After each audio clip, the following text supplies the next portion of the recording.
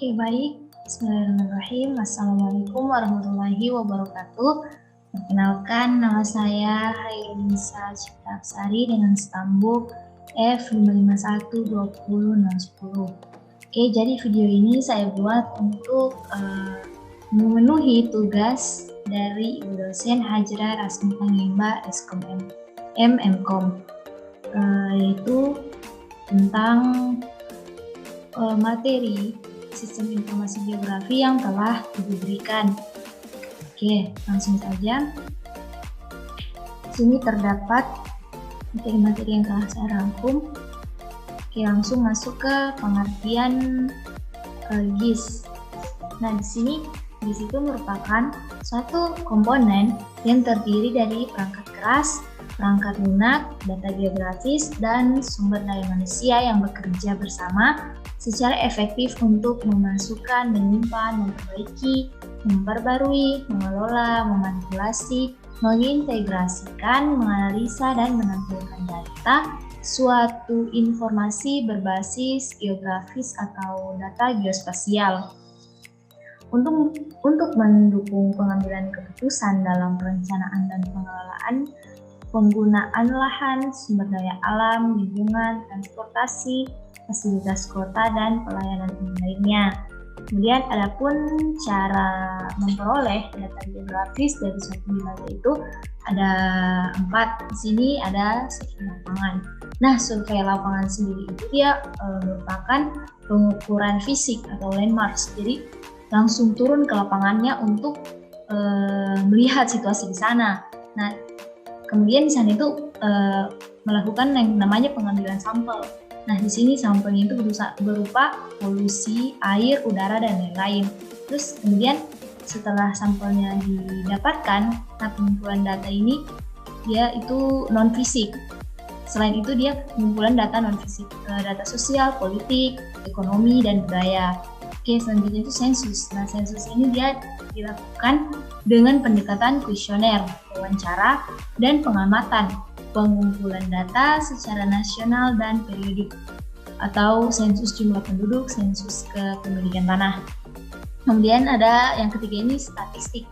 Nah, statistik sendiri ini dia merupakan metode pengumpulan data periodik atau per interval waktu pada stasiun pengamatan dan analisis data geografi tersebut. Nah, contohnya itu seperti data curah hujan. Kemudian yang keempat itu ada penginderaan jarak jauh atau remote sensing.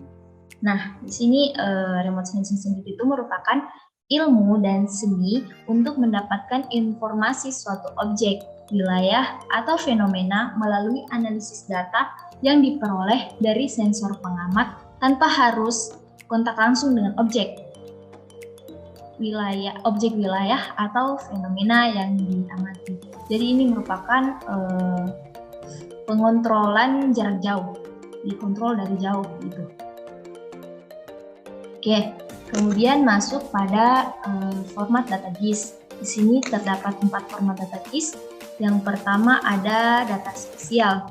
Nah, data spasial ini merupakan informasi lokasi atau spasial, terus itu berkaitan dengan suatu koordinat, baik koordinat geografi, lintang, dan bujur, dan koordinat x, y, z. Kemudian yang kedua ada data atribut. Nah, data atribut sendiri itu merupakan informasi deskriptif atau informasi non-spasial, jadi kebalikan dari informasi lokasi tadi. Nah, suatu lokasi yang memiliki beberapa keterangan yang berkaitan dengannya. Contohnya itu seperti jenis vegetasi, populasi, luasan, kode pos, konsentrasi pencemar, angka kejadian penyakit, dan sebagainya. Kemudian yang ketiga ini ada data vektor. Nah, data vektor sendiri itu dia bentuk bumi yang direpresentasikan ke dalam kumpulan garis. Area daerah yang dibatasi oleh garis yang berawal dan berakhir pada titik yang sama. Kemudian titik dan nodes merupakan titik perpotongan antara dua buah garis. Kemudian yang format data GIS yang terakhir itu ada data raster. Nah, atau disebut juga dengan cell grid, adalah data yang dihasilkan dari sistem penginderaan jarak jauh. Nah, pada data raster ini, objek geografis itu direpresentasikan sebagai struktur cell grid yang disebut dengan pixel atau picture element. Nah, selanjutnya langsung masuk pada peta. Apa sih peta itu? Nah, peta di sini merupakan gambaran sebagian atau seluruh permukaan bumi yang diproyeksikan pada bidang datar menggunakan skala. Nah, seperti ini contohnya, contoh bidang datarnya. Nah, kemudian jenis-jenis peta. Di sini ada jenis peta berdasarkan isi. Nah, berdasarkan isi ini terdiri dari peta umum dan peta khusus.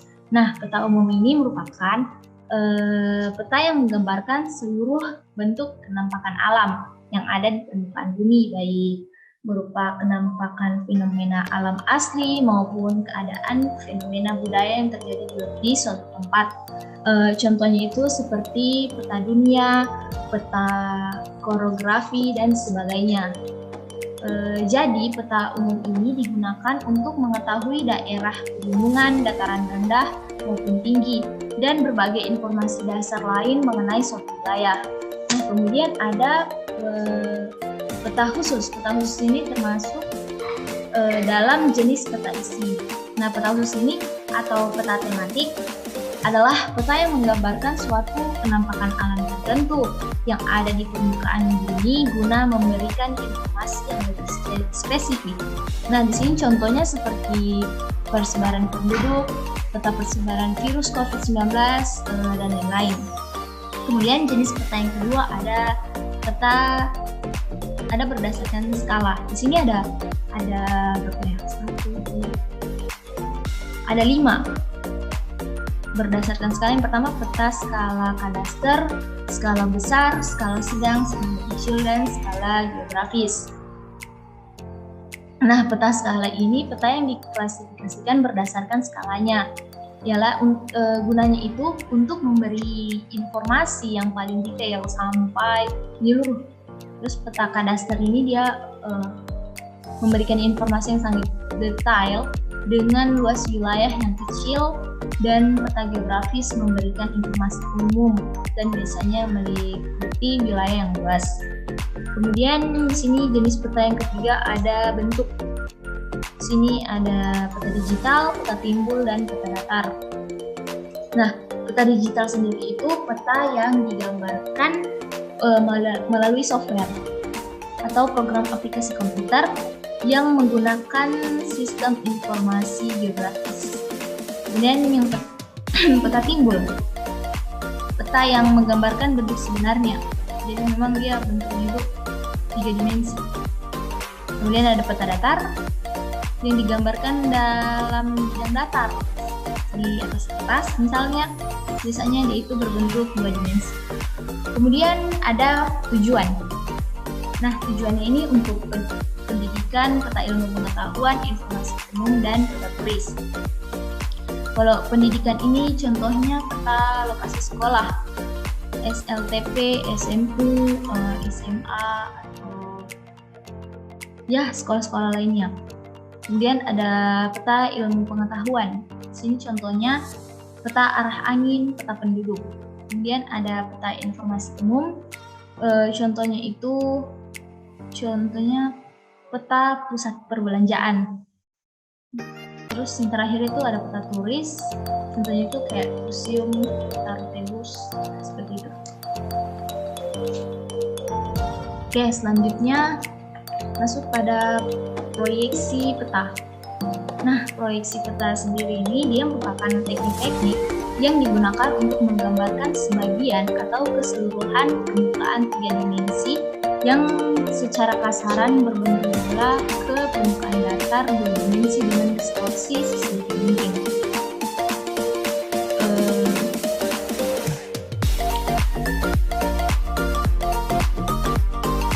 Oke, selanjutnya syarat peta yang benar. Nah, di sini terdapat 3 syarat yang benar. pertama, bentuk daerah yang digambarkan pada peta itu harus sama dengan yang di lapangan. Kemudian yang kedua itu jarak yang dibuat di peta itu harus sebanding dengan jarak yang sebenarnya atau equidistant. Kemudian yang ketiga itu luas daerah yang digambarkan di peta harus sama dengan luas sebenarnya di lapangan. Oke, mungkin itu saja video penjelasan singkat dari saya. Lebih dan kurangnya mohon maaf. Assalamualaikum warahmatullahi wabarakatuh.